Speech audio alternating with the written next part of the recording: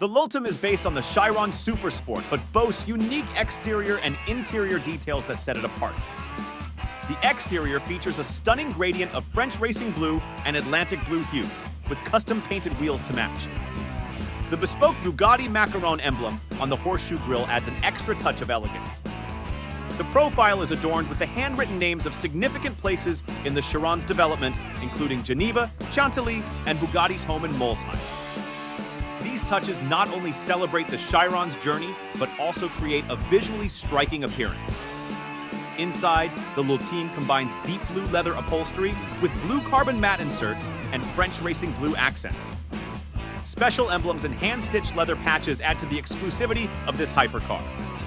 Under the hood, the Lultem retains the quad-turbo 8.0-liter W16 engine, producing an astounding 1578 horsepower. This engine has powered the Chiron to legendary status, including being the first production car to surpass 300 miles per hour. As we bid farewell to the Chiron, Bugatti has announced the unveiling of its hybrid successor in June. This new model will trade the iconic W16 powertrain for a naturally aspirated V16 with hybrid assistance, marking the beginning of a new era for Bugatti.